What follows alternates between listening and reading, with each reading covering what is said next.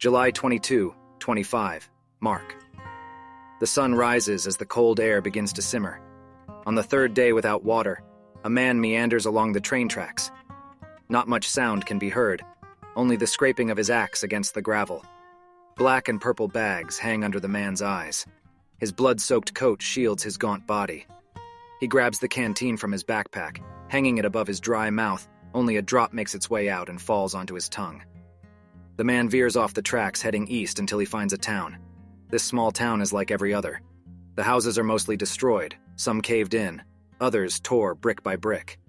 The lampposts and telephone poles have fallen. The cars are minimal. The ones still stand are pillaged for parts and repurposed. The young man searched through the town in hopes of water. Blue Christmas sing to the bare shelves of the convenience store. A row of houses burnt, crumbed, or ripped apart stand neatly in a line once identical. The man stops with a heavy step and felt the call of one dirty white house. He didn't see the roof that had collapsed in or the vines that were consuming the porch. No, he imagined it as it once was, clean, with a sky-blue roof. Children running, a dog sniffing the lawn. But what else would there be to do in a world where your only entertainment is the voices in one's head? He walks up to the house. The door had been torn open. Whoever tried to stop the intruder had bad aim. The man enters, only to be welcomed by death's cologne permeating the room. He gazes at the two corpses lying next to each other. Most of their flesh had been chewed, swallowed, and already entered the belly of the beast. His guard is up, gripping the axe that reflects a purple-blue light. He examines the room. Nothing to see. The dining room is covered in glass with a collapsed cabinet, a few chairs, and the legs of a table lie flat on the floor. He never goes in the room, just glances at it. As he walks through the hall, he stumbles upon a staircase. Half of the railing is torn off. Delicately walking up the stairs, he tries not to make a sound. At the top of the staircase is a long hall. Behind him is a boarded door that leads to the balcony. He walks down the hall, entering the bedroom to the left. Not much to see, mostly empty, besides the chair that sits by the window with a rifle resting on top of a shoddy stool. The next room has more to reveal. A few cots, clothing, and the top of the table with nails embedded into them, along with holes in the doorframe. The man opens the closet. It is big with a plethora of weapons. The top of the shelf holds empty food cans and a half-full gallon of water. He swipes the half-gallon, replenishing the water that is needed for one's survival. In the darkest part of the closet stood a large suitcase. The man carefully removed the luggage and placed it on the floor. He pulls out his pocket knife. You can never be too careful, he thinks. He gradually opens the dingy luggage, only to come across a blanket. The man thinks it to be peculiar, but it moves, hesitantly removing the cloth, revealing a girl.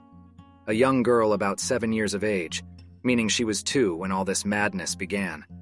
He put away his blade, but still stayed cautious. Are you all right? His voice scratchy and unused. She stares at him with her dark almond eyes. In a soft tone, she finally whispers, Are you a scary man? You don't have to be afraid of me. My name's Mark, he replies, offering a hand to shake. She watches his hand for a moment, then crawls out of the luggage. Menam Lilith. Why are you up here? Lilith is a game. What is your game called? Mark asks. Hide and seek. How do you play? When there's loud noise, Daddy gets gun, Mommy says hid, and I close my ears and go there. And how long do you wake? Till they find me. Well, I don't think your mom and dad can find you. Did the scary men take them? He lowers his head. Yes, I'm so sorry. She isn't shocked. The girl blinks at the man. She has crafted herself a heavy armor that extracts her from showing any real emotion. But I found you, Mark says, and I'll protect you.